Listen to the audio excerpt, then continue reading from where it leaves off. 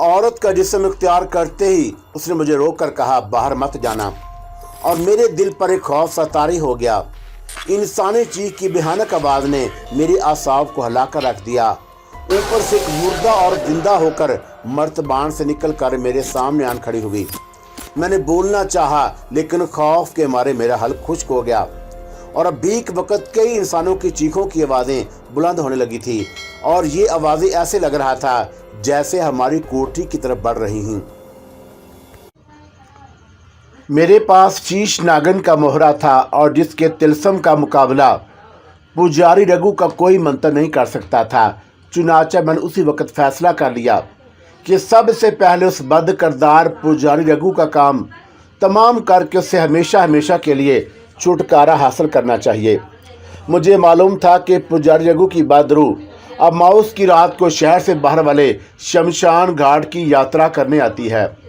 अभी अब माउस की रात में एक हफ्ता बाकी था और मैंने शहर के एक पुराने किले से खंडर में बसेरा कर लिया और रात वहीं गुजारी। दूसरे दिन मैं आम औरतों के हुलिये में मथुरा शहर के सराफा बाजार में गई और वहां एक सुनार को शीश नागन का मोहरा देकर कहा कि इसे चांदी की अंगूठी में जड़ने के लिए दिया और मैंने अपने सामने शीश नागन का मोहरा चांदी की अंगूठी में जुड़वा कर अपनी उंगली में पहन लिया। ये देखो।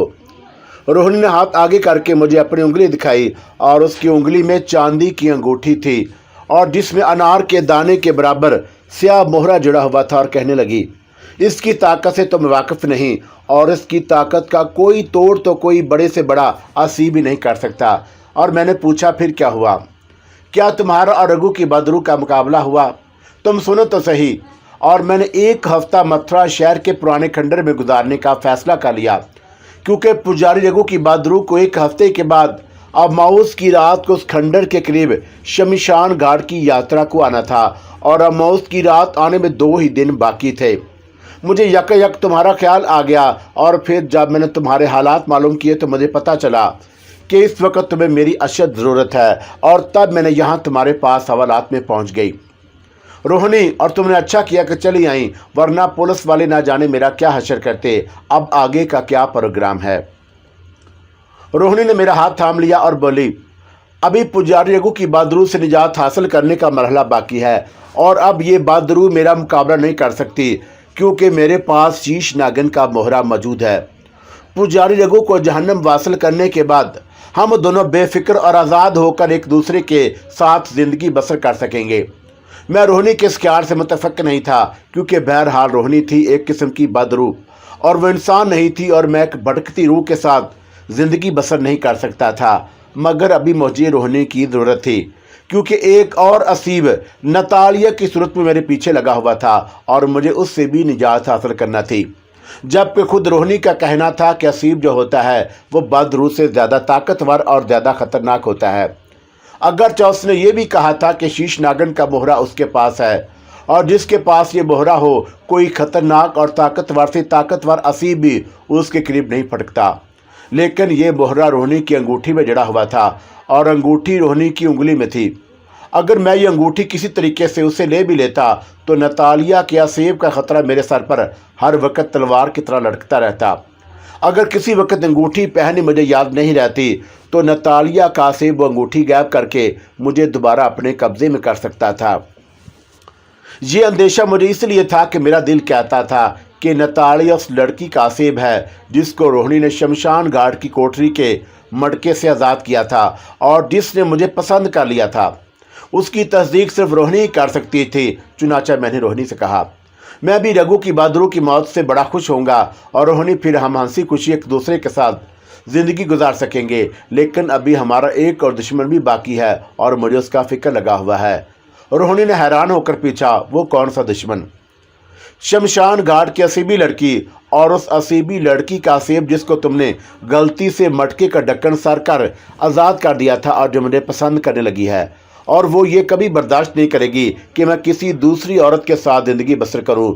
और रोहिणी, मुझे यकीन है कि जो औरत मुझे मुर्दा और नीम मुर्दा लोगों की दुनिया से निकाल कर भारत के शुमाली पहाड़ी इलाके के वजीरान खानकाह वाले किले में ले गई थी और फिर उसने वहाँ मुझसे शादी रचाई और वही शमशान घाट वाली असीबी लड़की है।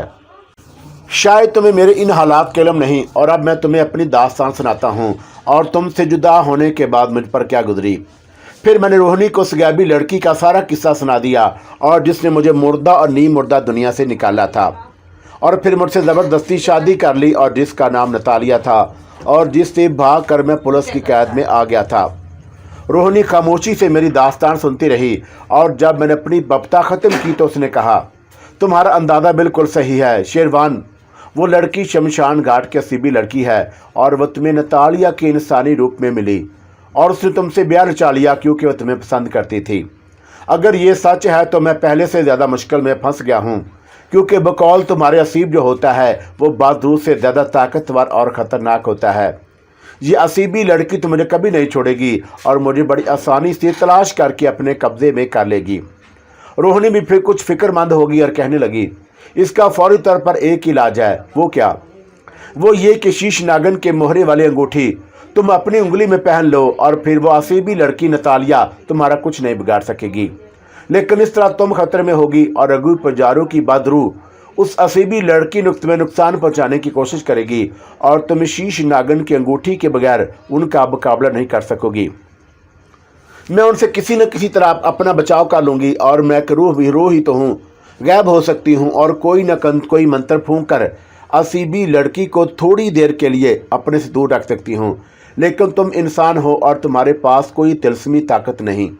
वो बड़ी आसानी से तुम्हें अपने काबू में कर सकती है और अगर उसके अंदर इस ख्याल से हसद की आग भड़क उठी कि तुम उसके खामद होते हुए किसी दूसरी औरत से प्यार करते हो या कोई दूसरी औरत तुमसे प्यार करती है, तो हो सकता है कि तुम्हें हलाक करके तुम्हारी रूह को अपने कब्जे में करने की कोशिश करे और ये बड़ी खतरनाक और अजाब देने वाली सूरत होगी। मैं डर गया और मैंने कहा, और ये भी तो हो सकता है कि किसी वजह से अंगूठी मुझसे अलग हो जाए और मैं उसे पहनना भूल जाऊं, या वो गुम हो जाए, या असीबी लड़की नतालिया किसी जरिए से मेरी अंगूठी अपने कब्जे में कर ले तो मैं मारा जाऊंगा। रोहिणी गहरी सोच में थी। लगता था कि उसे हालात की नज़ाकत और संगीनी का एहसास हो गया है और कहने लगी, उसका एक इलाज है कि किसी तरह उस असीबी लड़की को भी हमेशा के लिए जलाकर भस्म कर दिया जाए। क्या ऐसा मुमकिन है? और मैंने पुरउम्मीद लहजे में पूछा। ऐसा मुमकिन हो सकता है, लेकिन कैसे हो सकता है और ये अभी मुझे मालूम नहीं। उसके लिए मुझे जयपुर के वीरान महल वाली अपनी सहेली दुर्गा की बदरू से मशवरा करना पड़ेगा और उसका कोई हल वही बता सकती है। मुझे तो खतरा है कि असीबी लड़की नतालिया इस वक्त भी यहाँ ना आ जाए। रोहिणी ने अपनी उंगली से शीश नागन की अंगूठी उतारकर उसी वक्त मेरी उंगली में डाल दी और कहा, तुम्हारा अंदेशा गलत नहीं, नतालिया बड़ी ताकतवर और ख़तरनाक असीबी लड़की है।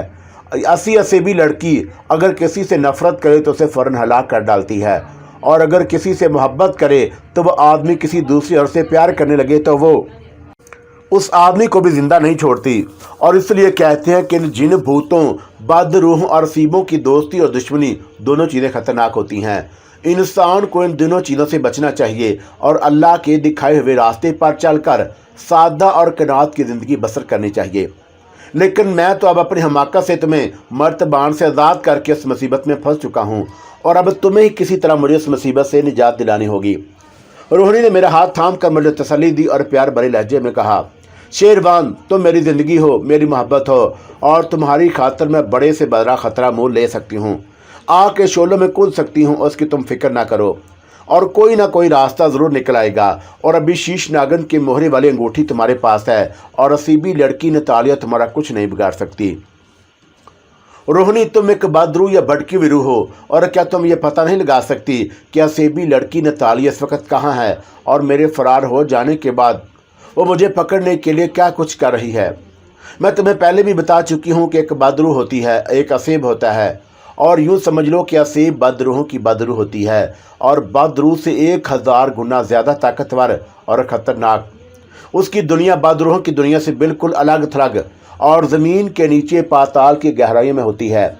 आसाब मुसलमान नहीं होते, ये काफर होते हैं और हिंदू धर्म के शास्त्रों में लिखा है कि ये इन हिंदुओं की रूहें होती हैं जो बेगुनाह गरीब और बेसहारा बच्चों को पकड़कर देवताओं की खुशनुदी हासिल करने के लिए उन्हें मूर्तियों को आगे कत्ल करके उनके खून से मूर्तियों को स्नान कराते हैं। ये एक ऐसे अजाब की आग में जल रहे होते हैं कि जिसकी ना नज़र आने वाले शोले उन्हें हर वक्त जलाते रहते हैं और उसका इंतकाम वो इंसानों से लेते हैं। लेकिन याद रखो कि मुसलमानों के सीने में ईमान की शमा रोशन होती है। मुसलमान कैसा भी हो, वो एक खुदा और खुदा की आखिरी किताब कुरान पाक और खुदा के नबी सल्लल्लाहु अलैहि वसल्लम आखिर ज़मान का मानने वाला होता है। चुनाचा बदरूहें और आसिब कभी किसी मुसलमान को नहीं चिमटते, लेकिन अगर किसी वजह से किसी मुसलमान का ईमान कमज़ोर हो गया हो और शिरक में पड़ गया हो और जादू टूना करने लगे, तो ये बदरूहें और आसिब बड़ी आसानी से उस पर अपना साया डाल देते हैं और फिर उससे अपनी मर्जी के काम करवाते हैं। लेकिन मैंने कभी जादू टूना नहीं किया था, और फिर ये आसिब मेरे पीछे क्यों पड़ गया? उस असेबी लड़की के असेब ने तुम पर अपना साया नहीं डाला और वह तुम्हें कोई नुकसान भी नहीं पहुंचा सका।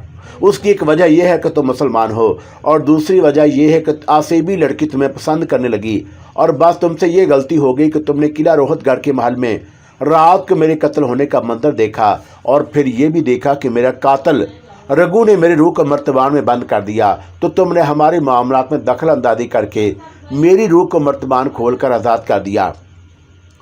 तुम्हारी सारी मुसीबत उसी वजह से शुरू हुई, और अक्लमंदी का तकाजा ये था कि जो कुछ तुमने देखा उसे देखकर खामोशी के साथ किले से निकल जाते, मगर तुमने महम जो और एडवेंचर बनने की कोशिश की और वो काम कर बैठे जो किसी जिंदा इंसान को नहीं करना चाहिए। बहरहाल तुम्हें ज़्यादा परेशान होने की ज़रूरत नहीं।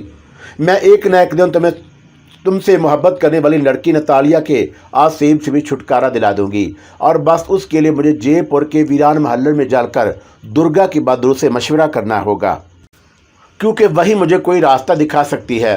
तो फिर हमें इसी वक्त जयपुर रवाना हो जाना चाहिए। मैं भी यही सोच रही थी, रोहिणी ने कहा, और क्योंकि हमें देर नहीं करनी चाहिए। हकीकत यह है कि मुझे असेबी लड़की नतालिया का कुछ पता नहीं कि वह कहाँ है, और तुम्हें दोबारा अपने कब्जे में करने के लिए क्या कुछ नहीं कर रही, और इससे पहले कि वह तुम्हारे खिलाफ कोई कार्रवाई करे हमें उसका तोड़ सोच लेना चाहिए। मकबरा जहांगीर के चबूतरे पर बैठे बातें करते हमें काफ़ी रात गुजर गई, और आसमान पर सुबह की सफ़ेदी नमूदार होने लगी। रोहिणी ने कहा कि अपना हाथ मुझे दो, और हम इसी वक्त जयपुर जाएंगे और दुर्गा की बहादुर से मुलाकात करेंगे। हमें जयपुर जाने के लिए ना तो वीज़ा पासपोर्ट की ज़रूरत थी और ना किसी हवाई जहाज़ या ट्रेन की ज़रूरत। अजीब मुसाफिर थे, अजीब सफ़र था, और रोहिणी गायब हो गई। उसने मेरा हाथ थामा और मैं भी गायब हो गया, और हम मकबरा जहांगीर से फिजा में बुलंद हुए, और हमने लाहौर रेलवे स्टेशन की तरफ रुख किया। हम इस वक्त ज़मीन से 200-250 फुट की बुलंदी पर उड़ रहे थे, और हमारी रफ्तार भी इतनी ज़्यादा नहीं थी। मैंने रोहिणी से पूछा कि हम ज़्यादा तेज़ क्यों नहीं उड़ रहे। जयपुर में हमें दुर्गा से रात को मिलना है, और इतनी जल्दी वहाँ पहुँचकर क्या करेंगे? सुबह हो रही है और रास्ते में शहरों की सैर ही करते जाएंगे। इसका मतलब था कि हम शहरों के ऊपर से गुजरते हुए उनका नज़ारा करते जाएंगे, और मुझे भी कोई जल्दी नहीं थी। लाहौर स्टेशन के ऊपर से गुजरने के बाद हम अमृतसर जाने वाली रेलवे लाइन के ऊपर से आ गए, और हमें उड़ने की रफ्तार इतनी भी कम नहीं थी, और कोई 20-15 मिनट के बाद हम अमृतसर के ऊपर से गुजर रहे थे। फिर अमृतसर भी पीछे रह गया, और उसी तरह हम जलंधर और लुधियाना और अम्बाला शहरों के ऊपर से भी गुजर गए। आगे मेरठ का शहर था, और वह भी आया और हमारे नीचे से निकल गया, और अब दिल्ली का इंतज़ार था। दिल्ली उस ज़माने में अभी इतना नहीं फैला था, और हम दिल्ली से भी गुजर गए, और दिल्ली से मथुरा कोई ज़्यादा फासले पर नहीं था। मथुरा से हमने राजस्थान की तरफ रुख किया और जयपुर पहुंच गए, और उस वक़्त तक अभी दिन का पहला ही पहर था, और हम 2-3 घंटों में बहुत हल्की रफ्तार के साथ उड़ते हुए जयपुर पहुंच गए। जयपुर के एक अलग थक इलाके में झील के पास एक बाग में हम उतरे, और ज़मीन पर उतरने के बाद अपनी अपनी इंसानी शक्लों में वापस आ गए। गैबी हालत से इंसानी सूरत में वापस आने के बाद मुझे भूख सी महसूस होने लगी, और मैंने रोहिणी से कहा मुझे कहीं नाश्ता करना चाहिए। वो मुस्कुराई और कहने लगी कि हमें कम अज़ कम इस मुसीबत से तो छुटकारा मिल गया, और ना भूख लगती है ना प्यास। चलो किसी जगह बैठकर नाश्ता करते हैं, तुम भी नाश्ता करोगी? और मैंने पूछा। मुझे मालूम था कि रोहिणी को ज़रूरत नहीं, लेकिन वो जब और जिस वक्त चाहे खा पी सकती है, और कहने लगी, और तुम्हारा साथ देने के लिए नाश्ता करूँगी। हम जयपुर के एक होटल में आकर बैठ गए और नाश्ता मंगवाकर खाने पीने में मसरूफ़ हो गए। मैंने तुम्हें एक अंगूठी दी है, और मुझे अचानक उसका ख्याल आ गया है कि वह तुमने कहाँ रखी। और जिस वक्त नतालिया मुझे बहादुरों की दुनिया से हवा में उड़ाकर वीरान खान का में लाई थी, तो उसी वक्त उसने मेरी अंगूठी मेरे हाथ से उतारकर अपने कब्जे में कर ली थी, क्योंकि उसने मेरी अंगूठी वाला हाथ ही पकड़ रखा था। अब ये बात साबित हो गई है कि नतालिया ही शमशान घाट वाली असेबी लड़की है। अगरचे मेरी अंगूठी उसकी ताकत का तोड़ नहीं थी और वो तुम्हें उसके असीबी जादू से नहीं बचा सकती थी, फिर भी वो चौंका तुमको पसंद करती थी और तुमसे मोहब्बत करने लगी थी, इसलिए तुम्हारे पास मेरी कोई निशानी नहीं देखना चाहती थी। मैंने रोहिणी से पूछा कि रोहिणी, अगर फ़र्ज़ किया कि तुम्हारी शीश नागन की अंगूठी का मोहरा भी मुझे असीबी लड़की नतालिया से ना बचा सका और उसने मुझे हमेशा के लिए अपने कब्जे में कर लिया, तो मेरा क्या हश्र होगा और क्या मैं भी उसके साथ एक बदरू बन जाऊंगा? अव्वल तो ऐसी बात नहीं होगी, और अगर बदकिस्मती से ऐसा हो गया और शीश नागन का मोहरा भी तुम्हें ना बचा सका, तो फिर जहाँ तक मैं समझती हूँ नतालिया तुम्हें अपने साथ उस जगह ले जाएगी जहाँ की वो रहने वाली है। वो कहाँ की रहने वाली है? तुमको ये बात मैंने अभी तक नहीं बताई कि नतालिया हिंदुस्तान की रहने वाली नहीं, वो शुमाली अफ्रीका के मुल्क एथोपिया की रहने वाली है, मगर उसकी शक्ल सूरत हबशी औरतों वाली नहीं और उसका रंग भी गोरा है। असल में नतालिया की माँ अंग्रेज़ थी और जिसने एथोपिया के एक नेगरू से शादी कर ली, और नतालिया अंग्रेज़ माँ पर गई है। फिर यह असीबी औरत कैसे बन गई?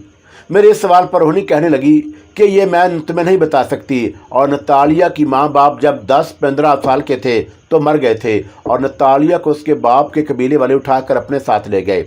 ये आदमखोरों का वैशी लोगों का कबीला था और नतालिया उनके दरमियान बड़ी हुई और उनके साथ वो भी आदमखोर बन गई। फिर उससे एक ऐसा गुनाह सरजद हो गया और जिसकी सजा वो असे बनकर भुगत रही है, और इससे ज़्यादा मैं तुम्हें ना बता सकती हूँ और ना तुम समझ ही सकोगे। ये सुनकर नतालिया आदमखोर कबीले की लड़की थी। मेरे जिस्म में खून की लहर दौड़ गई।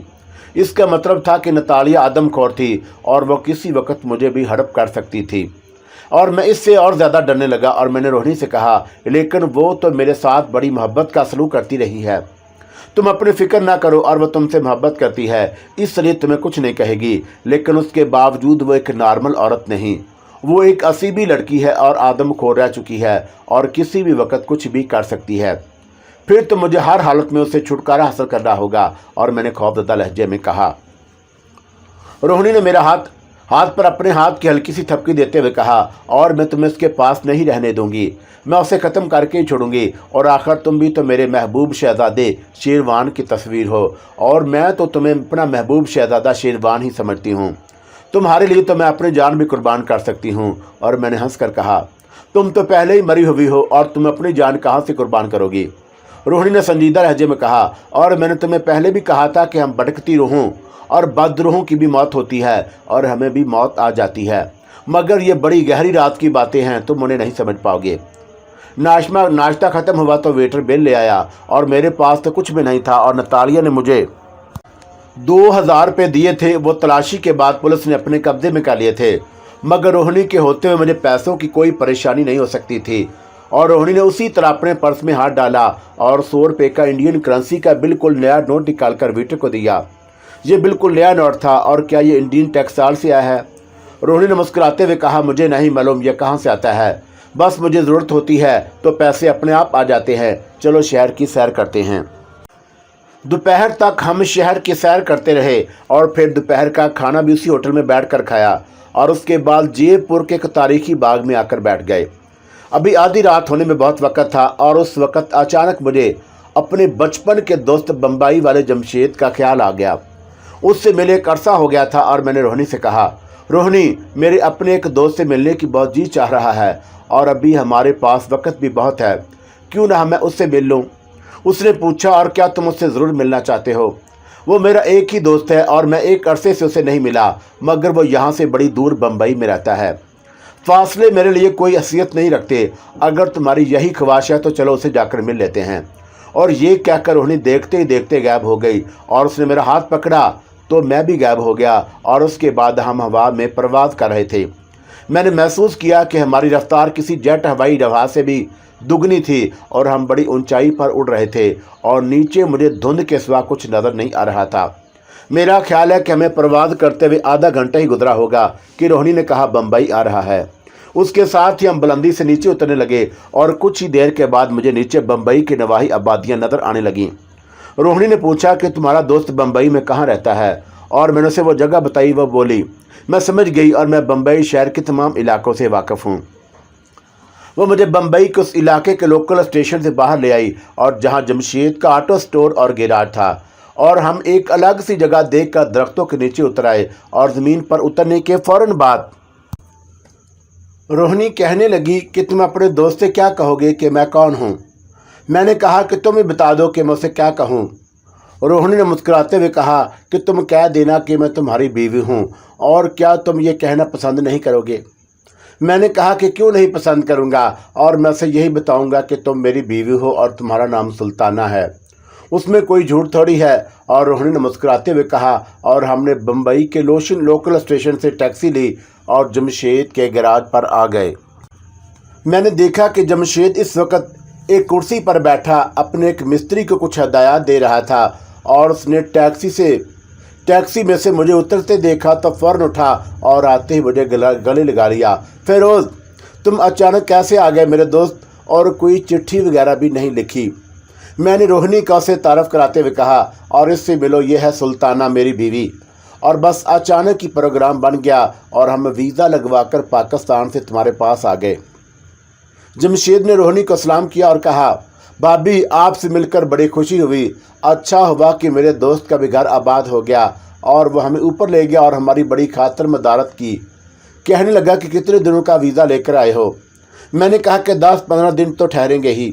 हालांकि हम वहाँ 4-5 घंटों से ज़्यादा नहीं ठहर सकते थे, क्योंकि हमें वापस जयपुर जाकर आधी रात को पुराने महल में दुर्गा की बहादुर से भी मुलाकात करनी थी। मैंने वैसे ही कह दिया, क्योंकि अगर मैं उसे कहता कि बस 2-4 घंटों के लिए आए हैं तो उसकी मुझे बड़ी लंबी चौड़ी वजाहत करनी पड़ती। हमारा क्या था, हम 2-4 घंटों के बाद वहाँ से गायब हो जाते। शाम हो गई और कोई 8 बजे हमने खाना खाया और उसके बाद जमशेद के गैराज से बाहर कुर्सियों पर बैठकर बाजार की रौनक से लुत्फ़ अंदोज़ होने लगे। जमशेद ने वहीं हमारे लिए चाय मंगवा ली और मैं और रोहिणी चाय पीते हुए बातें करने लगे। रोहिणी कहने लगी कि तुम्हारा ये दोस्त बड़ा अच्छा आदमी है और ये तुम्हारा सही मायनों में दोस्त है। हम बचपन में एक साथ खेले हैं और उसी तरह हम बैठे बातें कर रहे थे और बाजार की रौनक भी देख रहे थे। इतने में फुटपाथ पर से एक साधु गुजरा और वह चलते चलते अचानक रुक गया और रुक कर हम दोनों को घूर कर देखने लगा। मैंने देखा कि साधु को देखते ही रोहिणी कुछ घबरा सी गई और जल्दी से उठकर खड़ी हुई और बोली, चलो शेरवान ऊपर चलते हैं। वो मेरे आगे आगे सीढ़ियाँ चढ़कर जमशेद के फ्लैट के ड्राइंग रूम में आकर बैठ गई और मैंने कहा, खैरियत तो है ना? जल्दी से अपना हाथ मुझे दो और हमें भी अभी जयपुर जा रहे हैं।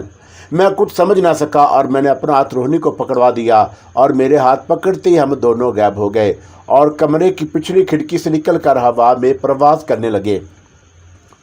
रोहिणी देखते ही देखते काफ़ी बुलंदी पर चली गई और उसने इतनी तेज़ी से उड़ान शुरू कर दिया कि शायद 3-4 सेकंड में हम बम्बई को काफ़ी पीछे छोड़कर तारीख जंगलों के ऊपर से गुजर रहे थे। मैं समझ गया कि रोहिणी साधु को देखकर मेरे दोस्त के मकान से एकदम निकल आई है, मगर मैंने अभी तक उससे बिल्कुल नहीं पूछा कि वो साधु को देखकर घबरा क्यों गई थी और उसने एकदम बम्बई से निकल जाने का प्रोग्राम क्यों बना लिया। और हम जयपुर पहुंच गए। हम बड़ी जल्दी आ गए थे और अभी आधी रात नहीं हुई थी। रोहिणी जयपुर के पुराने महल की एक बारादरी में उतरी थी। हम वहीं बैठ गए और अब हम गायब नहीं थे बल्कि इंसानी रूप में बैठे थे। मुझसे रहा ना गया और मैंने रोहिणी से पूछा, रोहिणी, तुम इतनी जल्द वहाँ से क्यों चल पड़ी और क्या कोई ख़ास बात हुई? रोहिणी मुझसे साधु वाली बात छुपाना चाहती थी और कहने लगी, कोई ख़ास बात नहीं हुई, बस मेरा जी चाहा कि अब हमें वहाँ से निकल जाना चाहिए और हम बहादुरों को बहुत सी बातों का पहले से खतरा महसूस हो जाता है और इसलिए जब मेरे दिल में वहाँ से निकल पड़ने का ख्याल आया तो मैं वहाँ तुम्हें लेकर चल पड़ी। और मैंने उससे ये पूछना मुनासिब ना समझा कि वो साधु को देखकर घबरा क्यों गई थी।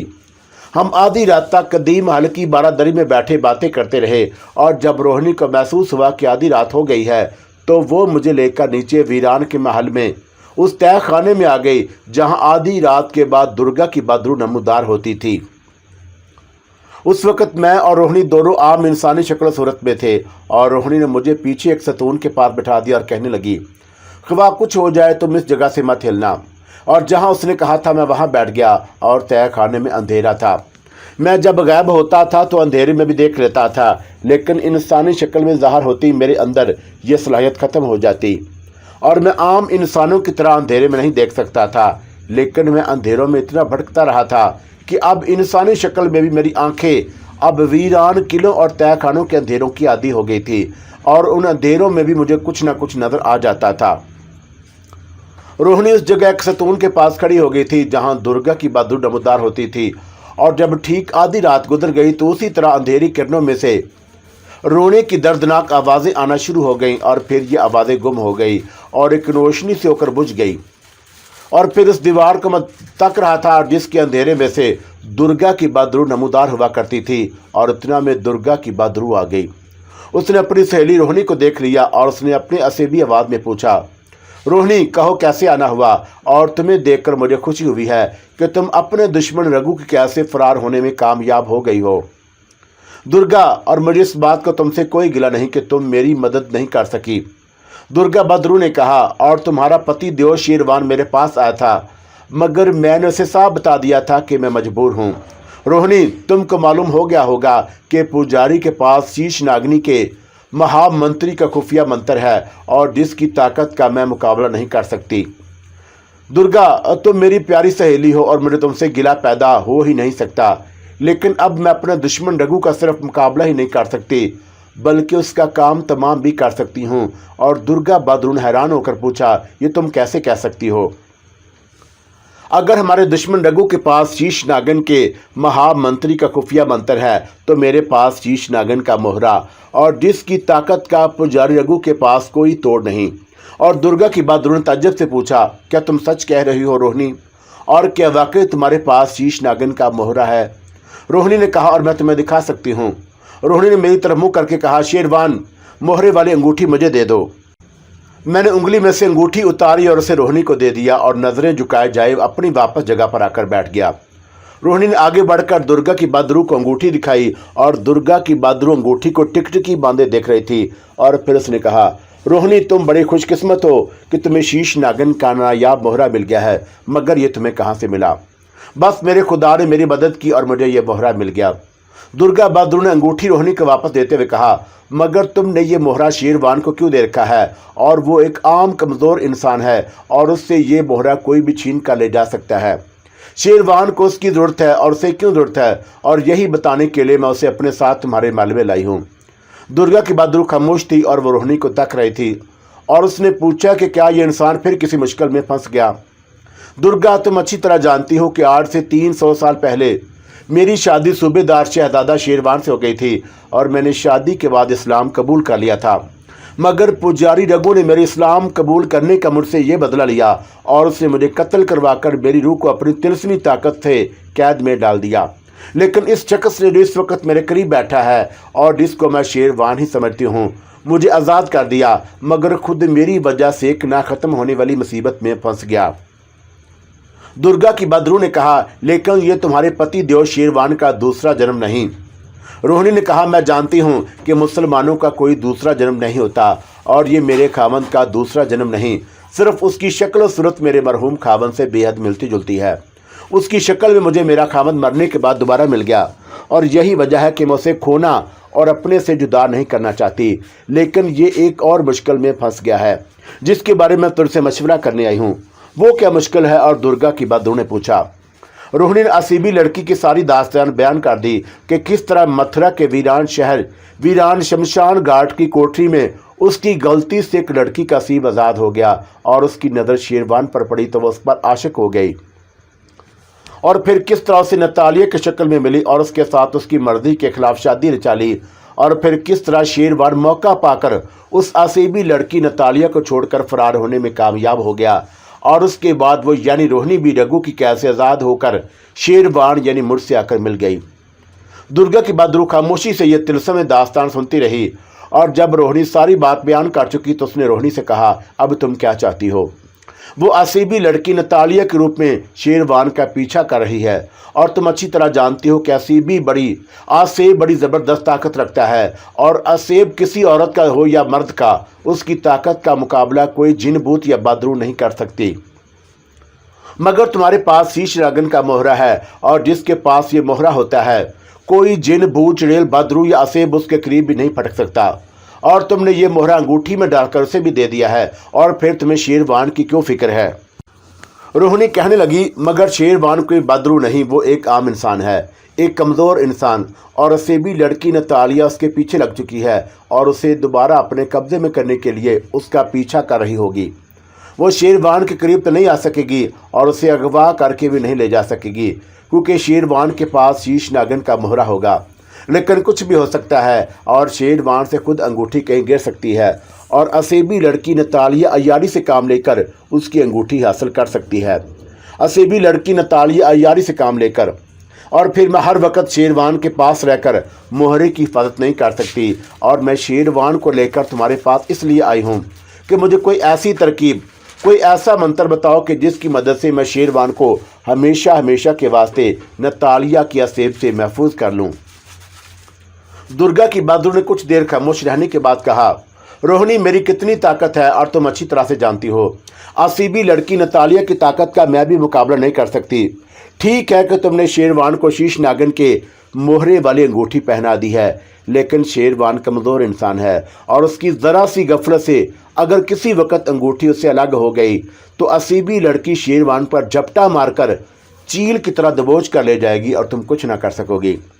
यही सोचकर मैं परेशान हूँ। और मैं आज मुंबई शहर में थी, शेरवान भी मेरे साथ था और वहाँ मैंने एक साधु को देखा जो मुझे और शेरवान को गौर से देख रहा था। और मुझे यकीन है कि यह साधु एक बदरू थी और जिसे असेबी लड़की ने शेरवान की अंगूठी उड़ाकर ले जाने के लिए भेजा था और मैं से बम्बई से फ़ौरन यहाँ ले आई हूँ।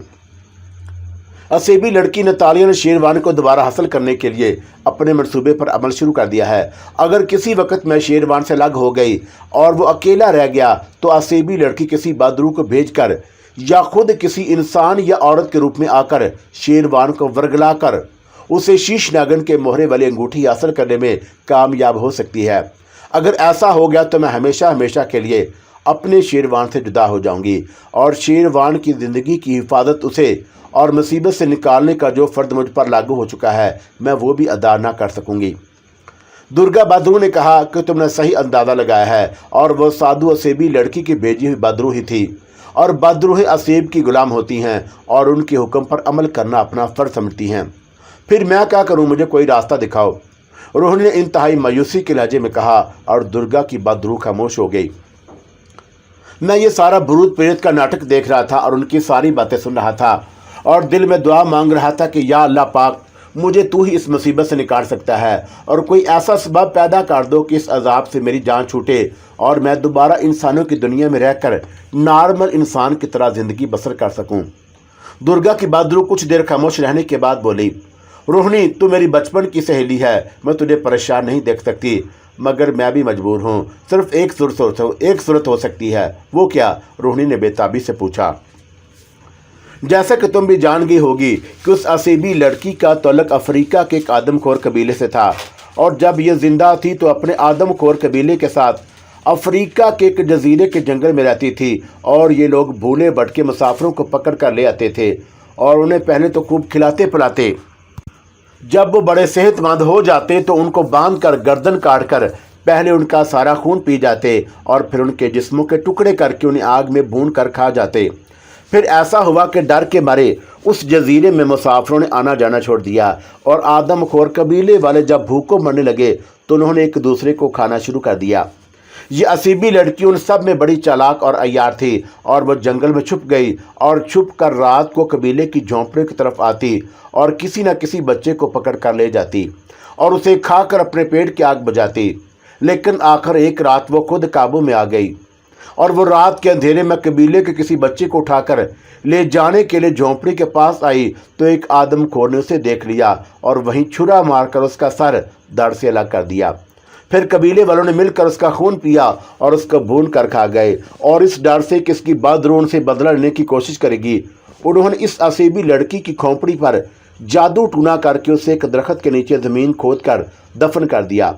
और उसके बाद ऐसा हुआ कि उस असीबी लड़की की बहादुरी को ज़िंदगी में लोगों और मासूम बच्चों पर किए गए जुल्म सितम की सज़ा मिली और ये खतरनाक मनहूस असेब की शक्ल में ज़मीन की गहराइयों में भड़कती आग में डाल दी गई। एक खास मुद्दत गुजर जाने के बाद ये असीबी लड़की आग के शोलों से निकलकर हमेशा के लिए दर बदर भटकने के वास्ते इंसानों की दुनिया में आ गई और जहां एक नेक आदमी ने इंसानों को उसके शर से बचाने के लिए उसे शमशान घाट की कोठरी में बंद कर दिया और जहां से तूने अपनी गलती से उसे आज़ाद कर दिया। रोहिणी ने दुर्गा से पूछा, और ये बताओ कि मुझे क्या करना होगा। इस लड़की नतालिया के असेब की ताकत उसकी खोपड़ी में मौजूद है। अगर किसी तरह तुम उस जजीरे में जाकर दरख्त के नीचे दफन उसकी खोपड़ी के सर पर ईंट या पत्थर मारकर उसको तोड़ दो तो असीबी लड़की नतालिया की सारी बुराई की ताकत उससे जुदा हो जाएगी और उसके बाद वो असीब नहीं रहेगी और एक कम आम बदरू बन जाएगी और जिस पर हम बड़ी आसानी से काबू पाकर उसे किसी मर्तबान या बोतल में हमेशा के लिए बंद कर सकेंगे। रोहिणी ने कहा, और ये काम मेरे लिए कोई मुश्किल नहीं। मैं आज अफ्रीका के आदमखोरों के जजीरे में चली जाती हूँ और तुम मुझे जजीरे और उस दरख्त की निशानी बता दो और मैं उस दरख्त के नीचे ज़मीन में से उस असीबी लड़की की खोपड़ी निकालकर उसको पाश पाश कर दूंगी। दुर्गा की बदरू ने कहा, और ये काम इतना आसान नहीं जितना तुम इसे समझती हो।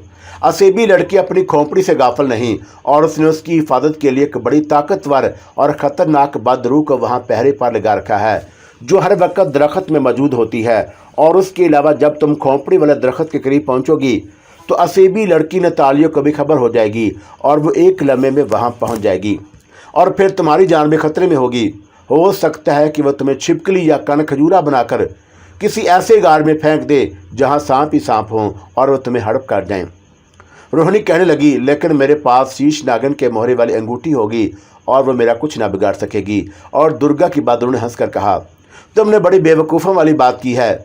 अगर तुम शीश नागन के मोहरे वाली अंगूठी शेरवान के हाथ से उतार कर अपने साथ ले जाओगी तो शेरवान बिल्कुल लहता रह जाएगा और वह असीबी लड़की के लिए बड़ा आसान शिकार होगा और उसे झपटा मारकर उठाकर ले जाएगी।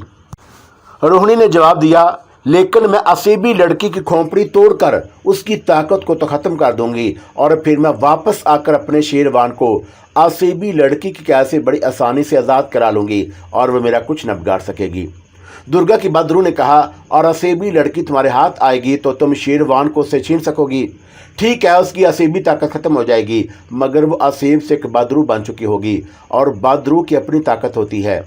असीबी लड़की की बदरू शेरवान से मोहब्बत करती है और वह उसे उठाकर ऐसी दुनिया में ले जाएगी कि तुम हज़ारों साल तक भी उसे तलाश ना कर सकोगी। दोनों बदरूहें मेरे किस्मत के फैसले कर रही थीं और मैं बेबसी के आलम में उनकी बातें सुन रहा था।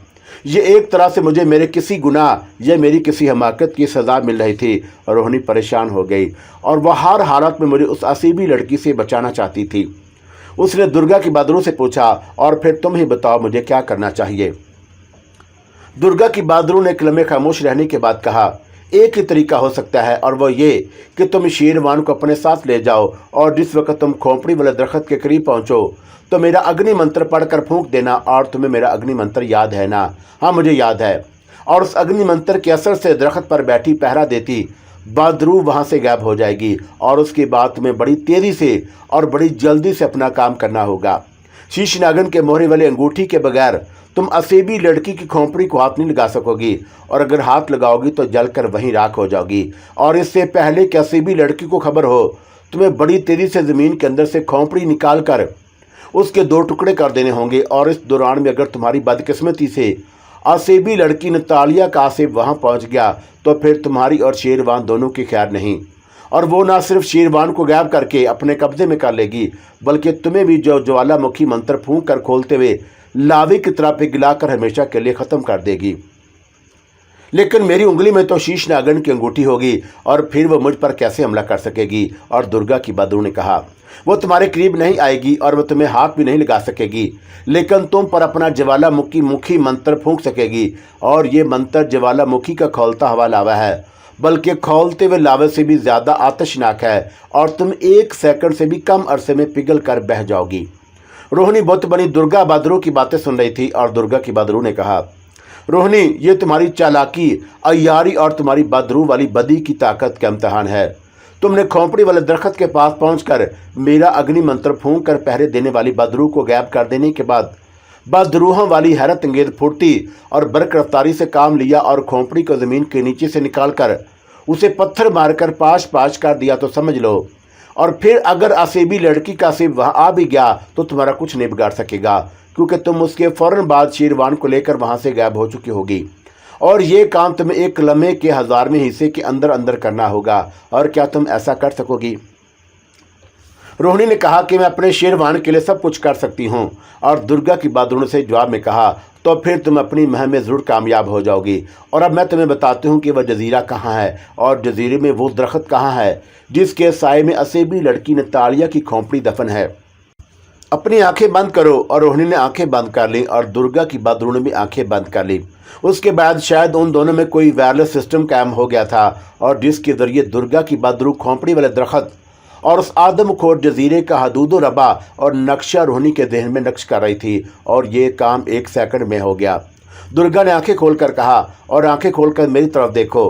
रोहिणी ने आंखें खोल दी और दुर्गा की बदरू की तरफ देखने लगी। और दुर्गा ने पूछा, जो मैं तुम्हें समझाना चाहती थी क्या तुम समझ गई?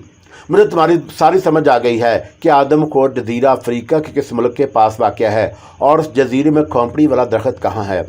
दुर्गा की बदरू ने कहा, तो फिर अभी शेरवान को लेकर रवाना हो जाओ और तुम्हें देर नहीं करनी चाहिए।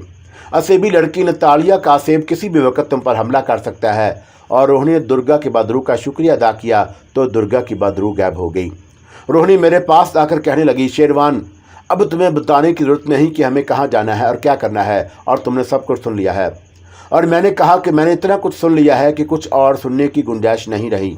और यहाँ से बाहर चलते हैं। और हम एक वीरान मचल से बाहर आ गए और इस वक्त रात ढलना शुरू हो गई थी और आसमान पर सितारों की चमक फीकी पड़ने लगी। दूर जयपुर के किसी मंदिर से घंटियों की आवाज़ आ रही थी। और रोहिणी ने कहा, और मंदिर में अमावस की पिछली रात पूजा हो रही है। वीरान महल की सीढ़ियां उतरकर हम गेट की तरफ आने की बजाय महल के हाथे के पिछले दरवाजे की तरफ बढ़े, और इसलिए कि हम गायब नहीं थे और गेट पर चौकीदार मौजूद थे।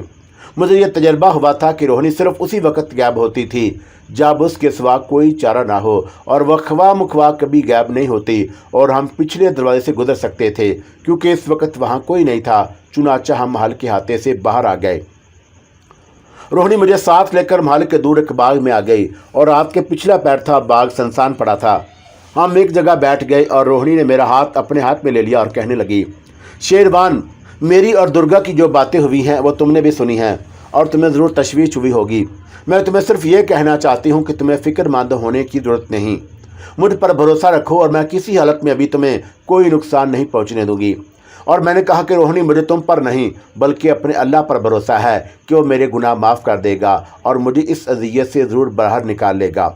बाकी जहाँ तक फ़िक्रमंद होने की बात है तो आखिर मैं एक इंसान हूँ और मुझ में कमज़ोरियाँ भी हैं।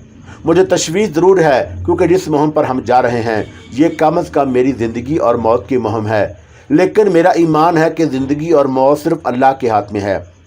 तो तुम क्या समझते हो कि मेरा ये ईमान नहीं? और मैं नो मुस्लिम सही लेकिन मुसलमान हूँ और मैंने सच्चे दिल से इस्लाम कबूल किया था। और अगर तुम अपनी किसी गलती का खमियाजा भुगत रहे हो तो मैं भी अपने गुनाहों की सज़ा भुगत रही हूँ। तुम्हारी तरह मुझे भी यकीन है कि खुदा मेरे गुनाहों का भी माफ़ फरमा देगा और तुम्हारे साथ मुझे भी निजात मिल जाएगी। मैंने कहा कि मैं जानता हूँ रोहिणी कि तुम ऐसा ही सोचती हो, और ये बताओ कि अब तुम्हारा क्या प्रोग्राम है। हम यहाँ से सीधे अफ्रीका के मुल्क एथियोपिया की तरफ रवाना हो जाएंगे ताकि सबसे पहले असेबी लड़की नतालिया से छुटकारा हासिल किया जाए और उसके बाद अपने मुश्तरका दुश्मन पुजारी रघु से भी निपट लेंगे। और मेरे पास शीश नागन का मोहरा है और पुजारी रघु इसका मुकाबला नहीं कर सकेगा। फिर उसने मेरी तरफ देखकर कहा, और क्या तुम मेरे साथ अफ्रीका जाने के लिए तैयार हो? मैं क्यों तैयार नहीं होऊंगा? और मैंने बेदिली से कहा, मैं जानती हूँ कि तुम भी इन हालात से तंग आ चुके हो, लेकिन प्यारे शेरवान, मुश्किलात इंसान की ज़िंदगी में आती रहती हैं और मुझे खुशी है कि तुम इन मुश्किलात का मर्दों की तरह मुकाबला करते हो। अब उठो, हमें देर नहीं करनी चाहिए और नतालिया हमारी तलाश में है। मैं हैरान हुआ कि अभी तक उसने तुम पर हमला क्यों नहीं किया, और शायद उसे इल्म हो गया है कि मेरे हाथ में शीश नागन के मोहरे वाली अंगूठी है, लेकिन वो अपना अब आप तुम्हें दिखा तो सकती थी, और उसने ऐसा भी नहीं किया। और वो इंतहाई ख़तरनाक होने के साथ इंतहाई अय्यार असीबी लड़की भी है, और वह तुम्हें यही एहसास दिलाना चाहती है कि उसे तुम नहीं मिल रहे, और फिर अचानक तुम्हें गाफिल पाकर तुम्हें झपट कर ले उड़ेगी। खुदा मुझे उसे महफूज रखे, मैंने जवाब दिया। और रोहिणी ने कहा कि अब हम चल रहे हैं। पहले वो गायब हुई और उसके बाद उसने मेरा हाथ पकड़ लिया और मैं भी गायब हो गया। फिर हम मामूल के मुताबिक आहिस्ता से ज़मीन पर से बुलंद हुए और आहिस्ता आहिस्ता बुलंद होते चले गए। जब मैंने देखा कि बाग के दरख्त पिछली रात के धुंधलके में दो नीचे धब्बों की तरह नज़र आने लगे हैं तो रोहिणी ने परवाज़ की रफ्तार तेज़ कर दी। मैंने रोहिणी से पूछा, और क्या तुम्हें यहाँ से अफ्रीका तक का रास्ता मालूम है? मेरा मतलब है कि फ़िज़ाई रास्ता। मुझे रोहिणी की हल्के से कहके की आवाज़ सुनाई दी और कहने लगी, हम फिजाओं में भटकने वाले बदरूहे हैं और हमें फ़िज़ाई रास्तों का हवाई जहाज़ों के हवाबाजों से ज़्यादा इल्म होता है। हम किस वक्त अफ्रीका पहुंचेंगे? ये बड़ा लंबा सफ़र है, मगर जितनी देर में हवाई जहाज़ वहां पहुंचता है हम उससे भी पहले पहुंच जाएंगे। हम जयपुर से उड़े थे और हम इतनी बुलंदी पर थे कि मुझे नीचे ज़मीन दिखाई नहीं दे रही थी, और थोड़ी देर बाद सुबह हो गई और नीचे पहाड़ियाँ, खेत, गांव और शहर और छोटे छोटे मकान नज़र आने लगे। और तब मुझे अंदाज़ा हुआ कि हम काफ़ी तेज़ी से जा रहे हैं। कई शहरों के ऊपर से हम गुजर गए और फिर एक बहुत बड़ा शहर आ गया, और रोहिणी ने कहा कि हम इस वक्त तुम्हारे दोस्त जमशेद के शहर बम्बई के ऊपर से गुजर रहे हैं। फिर बम्बई भी गुजर गया और समुंदर शुरू हो गया, और रोहिणी ने कहा कि हम बसरा, कुवैत और इराक की ममालिक से गुजरते हुए कहरा और फिर कहरा से अफ्रीका पहुंचेंगे। इथोपिया शुमाली अफ्रीका में मिस्र के साथ ही वाक़या है। ये सब कुछ मुझे अल्फ लैला की कोई तिलस्मी दास्तान की तरह लग रहा था, और मैंने कभी ज़िंदगी में सोचा भी नहीं था कि मैं इस तरह हवा में उड़ता हुआ इन मुल्कों की सैर करूंगा। और उस ज़माने में अभी जेट हवाई जहाज़ चलना शुरू नहीं हुए थे, और 4 पंखों वाले ट्राइडेंट जहाज़ एक मुल्क से दूसरे मुल्क में प्रवास किया करते थे, और उनकी रफ्तार हल्की होती थी। हम अभी समुंदर के ऊपर ही थे और मैंने नीचे निगाह डाली तो मुझे एक हवाई जहाज़ उड़ता हुआ दिखाई दिया, और उसका रुख भी बसरे की तरफ था। और मैंने रोहिणी से कहा कि लगता है ये जहाज़ भी बसरे जा रहा है। क्या तुम हवाई जहाज़ की सैर करना चाहते हो? अगर हम हवाई जहाज़ की सैर कर सकते हैं तो मुझे कोई एतराज़ नहीं। चलो थोड़ी देर के लिए हवाई जहाज़ के ही सैर कर लेते हैं। और मेरा हाथ थामे नीचे गोता लगा गई और हम थोड़ी ही देर में हवाई जहाज़ के ऊपर आ गए। वहाँ से हम जहाज़ की खिड़कियों की तरफ गए और मैंने खिड़कियों में से देखा अंदर मुसाफिर अपने अपने शस्तों पर बड़े सुकून के साथ बैठे थे, और एयर होस्टेस उनमें ठंडे मशरूबात तकसीम कर रही थी। रोहिणी ने कहा कि हम जहाज़ में दाखिल हो रहे हैं। उसके साथ ही रोहिणी मुझे लिए हुए हवा की एक लहर की तरह तैरते हुए एक जगह से हवाई जहाज़ के अंदर दाखिल हो गई। जब मैं उसके साथ जहाज़ की खिड़कियों की तरफ आया तो कुदरती तौर पर मैंने डर कर आंखें बंद कर लीं, और इस ख्याल से कि जहाज़ की खिड़कियों से मैं ज़रूर टकरा जाऊंगा, लेकिन कुछ भी ना हुआ और मुझे ज़रा सा दचका भी ना लगा। और जब मैंने आंखें खोली तो मैं जहाज़ के अंदर था और रोहिणी ने मेरा हाथ मजबूती से पकड़ रखा था। कहने लगी कि अपना हाथ मत छुड़ाना वरना तुम लोगों को नज़र आने लगोगे। जहाज़ काफ़ी बड़ा था और उसमें कई नशस्तें खाली पड़ी थी। हम खिड़कियों के पास वाली 2 सीटों पर बैठ गए और मेरा एक हाथ रोहिणी के हाथ में था, और मुझे शरारत सूझी और मैंने रोहिणी से कहा, रोहिणी मेरा दिल थोड़ी सी शरारत करने को चाहता है। किस किस्म की शरारत? मैं चाहता हूं कि तुम थोड़ी देर के लिए मेरा हाथ छोड़ दो और मैं लोगों को नज़र आने लगूंगा, और एयर होस्टेस वगैरह ज़रूर हैरान होंगी कि मैं कहां से आ गया, और बड़े मज़ा आएगा। ये लोग हमारा कुछ बिगाड़ तो सकेंगे नहीं और हम जिस वक्त चाहेंगे गायब हो जाएंगे। रोहिणी मुस्कुराने लगी, और इस किस्म की शरारतें जिंदा इंसानों को ही सूट सकती हैं। ये अच्छी बात है और जिंदा दिली का सबूत है, और मैं तुम्हारा हाथ छोड़ रही हूँ। रोहिणी ने जैसे ही मेरा हाथ छोड़ा और मैं इंसानी शक्ल में नजर आने लगा। रोहिणी मेरे साथ वाली सीट पर बैठी हुई थी, मगर वो किसी को नजर नहीं आ रही थी, और मैंने अपने पीछे की तरफ देखा। एक एयर होस्टेस चली आ रही थी और मैंने उसे रोक कर कहा, मैडम मैं चाय पीना चाहता हूँ। एयर होस्टेस ने मुझे हैरान होकर देखा और फिर उसने ऊपर सीट नंबर पर निगाह डाली और कहने लगी, क्षमा कीजिएगा और आपके पास बोर्डिंग कार्ड का बाकी हिस्सा है, और प्लीज़ मुझे दिखा दीजिए। ये इंडिया की किसी हवाई कंपनी का जहाज़ था और बम्बई से बसरे जा रहा था। और मैंने यूं ही जेबों को टटोलते हुए कहा, मेरा ख्याल है कहीं गिर गया होगा, मेरे पास नहीं। एयर होस्टेस ने मुस्कुराकर कहा, कोई बात नहीं, मैं आपके लिए चाय लेकर आती हूँ। वो चली गई तो रोहिणी कहने लगी, अब वो अपने साथी को लेकर आएगी। और ऐसा ही हुआ, और मुश्किल से 1 मिनट गुजरा होगा कि एयर होस्टेस अपने एक साथी एयर होस्टेस को लेकर आ गई, और दूसरी एयर होस्टेस के हाथ में एक चार्ट था और जिस पर मुसाफिरों के नाम और उनके सीट नंबर लिखे हुए थे। और पहली एयर होस्टेस के हाथ में चाय की प्याली थी और उसने चाय की प्याली मुझे पकड़ा दी, और दूसरी एयर होस्टेस ने मुझसे पूछा, क्षमा कीजिएगा, हम मुसाफिरों की सीटें चेक कर रहे हैं, और आपका शुभ नाम क्या है? इस वक्त मुझे यही नाम याद आ गया। मैंने कहा, प्रकाश खन्ना मेरा नाम है। एयर होस्टेस चार्ट को देखने लगी और उसने 2-3 बार मुसाफिरों के नाम चेक किए, मगर वहाँ उसे कहीं भी मेरा नाम नजर न आया, और उसने हैरान से होकर मुझसे पूछा, सर आपको क्रेटो के किस आदमी से ने यहाँ बिठाया है? और ऐसा पहले कभी नहीं हुआ, लेकिन मैं इसलिए पूछ रही हूँ कि मुसाफिरों की लिस्ट में आपका कहीं नाम नहीं। मैंने मुस्कुराते हुए कहा, और मुझे अमले के किसी आदमी ने नहीं बिठाया, और मुझे अभी अभी मेरे साथी औरत ने यहाँ बिठाया है। और दोनों एयर होस्टेस परेशान होकर मेरा मुंह तकने लगी, और एक ने पूछा, आपकी साथी औरत कहाँ है सर? मेरे साथ वाली सीट पर बैठी हुई हैं और दोनों ने एक दूसरे की तरफ देखा और फिर तेज तेज कदमों से कॉकपिट की तरफ चली गई और जहां पायलट बैठा करते थे।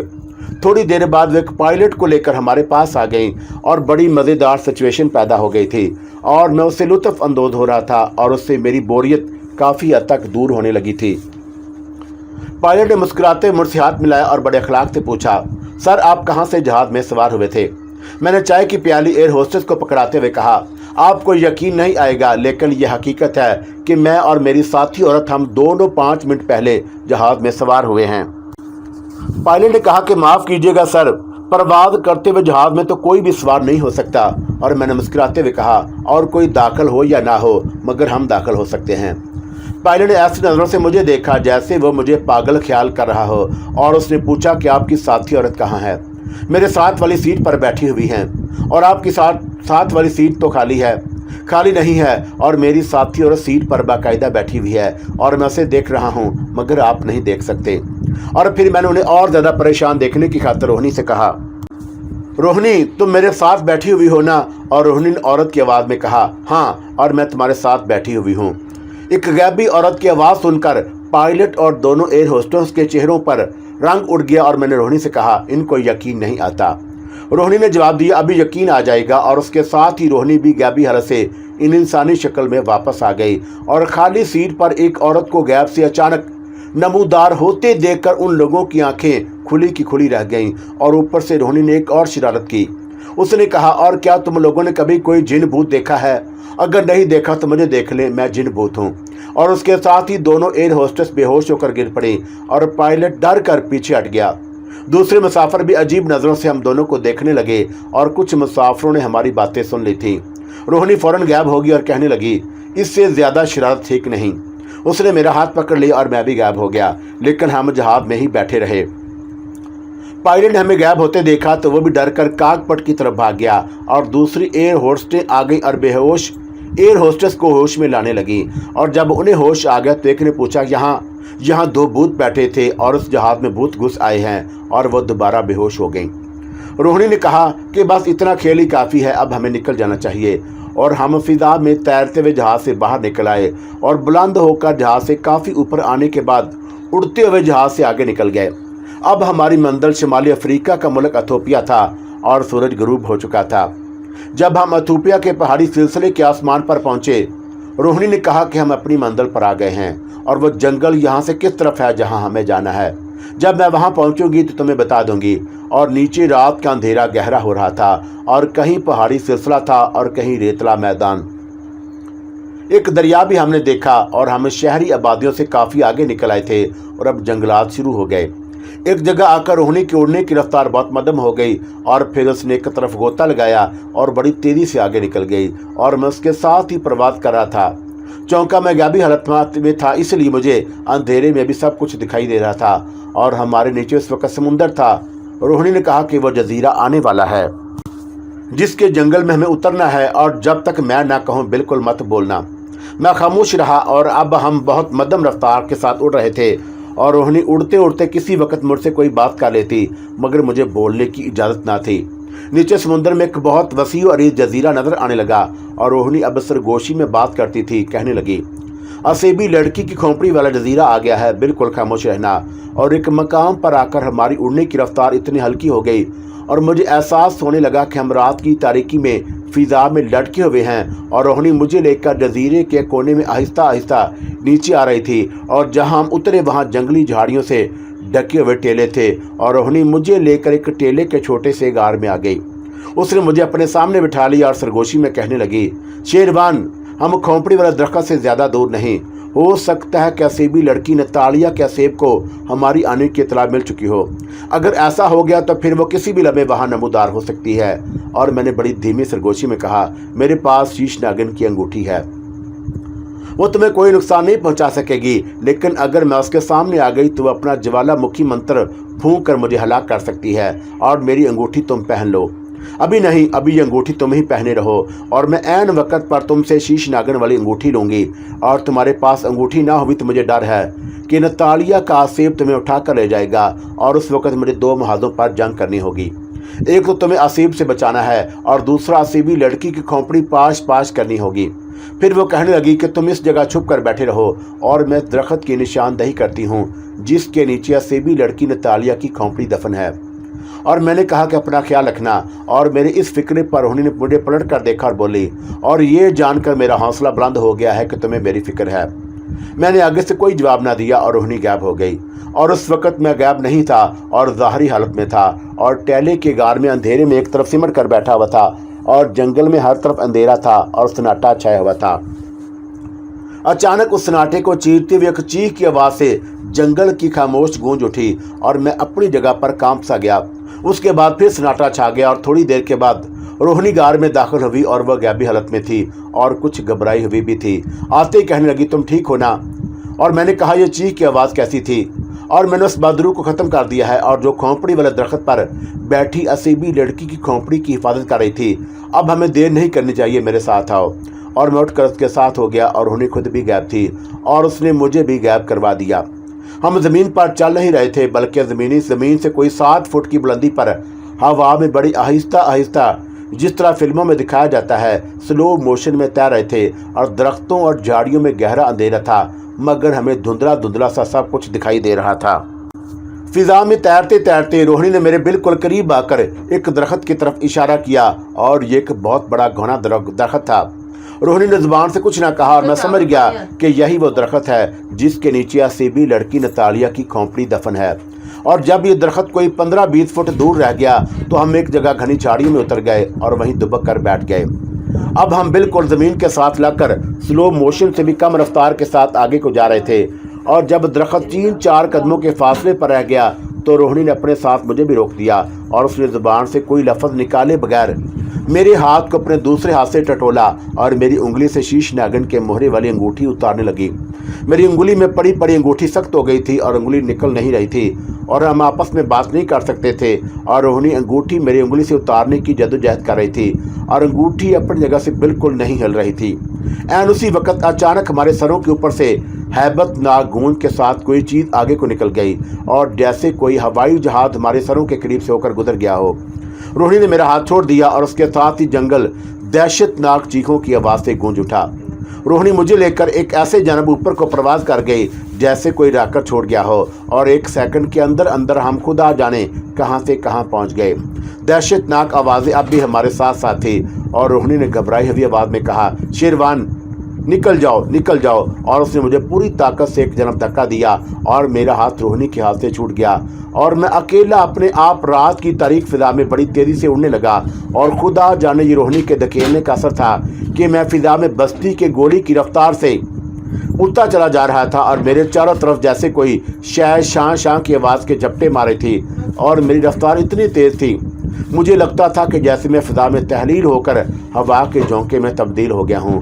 मुझे ऊपर नीचे दाएं बाएं कुछ नज़र नहीं आ रहा था और फिर झपटने के शराटे और चीखों की आवाज़ें गायब हो गईं और मैं अभी तक नाकाबिल तस्वर रफ्तार से उड़ता चला जा रहा था। मैं आंखें खोलकर देखने की कोशिश कर रहा था मगर मेरी आंखें नहीं खुल रही थी और मुझ पर कैसे किसी दबाव का बड़ा असर पड़ा हुआ था। मेरे हाथों की मुट्ठियां अपने आप बंद हो गई थी और इतनी तेज़ रफ्तारी बल्कि बर्क रफ्तारी से प्रवास करने का मुझे रोहिणी के साथ पहले कभी तजर्बा नहीं हुआ था। पहली बार प्रवास करते हुए मुझे अपना जिस्म बेहद बोझल महसूस होने लगा था और मुझे याद आ गया कि मैंने साइंस की किताब में एक जगह पढ़ा था कि फ़िज़ा में जैसे जैसे किसी प्रवास करती मादी शय की रफ्तार तेज़ होती जाती है उसका वज़न बढ़ता चला जाता है और मेरा वज़न बढ़ गया था। लगता था कि मैं कोई चट्टान हूँ जो हवा में उड़ रही हूँ और उसका मतलब था कि मैं आवाज़ की रफ्तार से भी कई 100 गुना तेज़ रफ्तारी के साथ उड़ रहा था। यकीनन ये रोहिणी के धक्के का असर था और शायद उसने मुझे फ़िज़ा में किसी खास रुख को भी डाल दिया था क्योंकि मुझे महसूस हो रहा था कि मैं एक सिमत का प्रवास कर रहा हूँ। और फिर आहिस्ता आहिस्ता सबसे पहले मेरे जिस्म का वज़न कम होना शुरू हुआ और कुछ ही देर के बाद मेरे जिस्म का वज़न गायब हो गया और मैं अब अपने आप को हल्का फुल्का महसूस करने लगा। मेरी आंखें और मेरे हाथों की मुट्ठियाँ भी अपने आप खुल गईं और मैंने नीचे झांक कर देखा। मुझे नीचे किसी शहर की रोशनियाँ छोटे छोटे नुक्तों की तरह झलमलाती हुई दिखाई दे रही थी और खुदा जाने ये कौन सा शहर था, कौन सा मुल्क था और मुझे कुछ खबर नहीं थी और मेरा उड़ना और मेरा गायब होना मेरे इख्तियार में नहीं था। इससे पहले जब रोहिणी मेरा हाथ छोड़ देती थी तो मैं गायबी हालत से ज़ाहरी हालत में आ जाता था और नज़र आने लगता था, मगर अब रोहिणी का हाथ छोड़ने के बावजूद मैं अभी तक गायब था और फिजा में उड़ रहा था, जबकि पहले रोहिणी मेरा हाथ पकड़कर मुझे अपने साथ उड़ाया करती थी। ये मेरे साथ एक नई बात हुई थी और कोई ताकत मुझे अपने आप किसी तरफ लिए जा रही थी और पहले मेरा वजन कम होकर गायब हो गया और अब अपने आप मेरी रफ्तार कम होना शुरू हो गई थी। अभी रात ही थी और ऊपर आसमान पर तारे चमक रहे थे और नीचे से कोई आबादी गुजरती तो उसकी टमटमाती रोशनियां नजर आ जाती थी और अभी तक मुझे ये इल्म नहीं था कि मैं किस मुल्क में हूँ। मेरी रफ्तार ज़रूर कम हो गई थी लेकिन मैं नीचे नहीं आ रहा था और फिर जैसे अपने आप किसी ने मुझे आहिस्ता आहिस्ता नीचे की तरफ धकेलना शुरू कर दिया।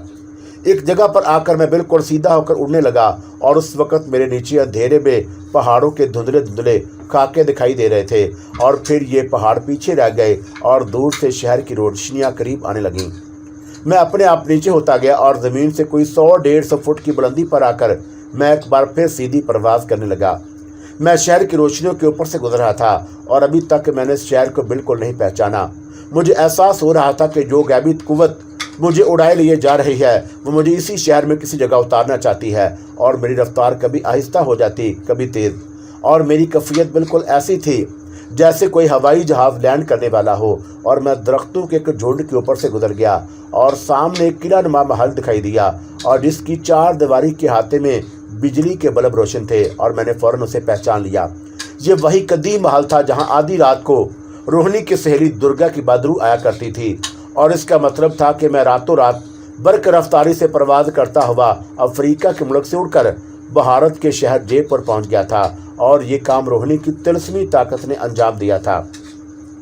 रोहिणी चाहती थी कि मैं अपने आप को बचाकर दुर्गा के पास चला जाऊं और रोहिणी ही के तिलस्मी ताकत ने मुझे गायबी हालत में रखते हुए रातों रात उड़ाकर दुर्गा के महल में पहुंचा दिया था और मैं महल की छत के ऊपर आ गया और फिर अपने आप छत पर उतर गया।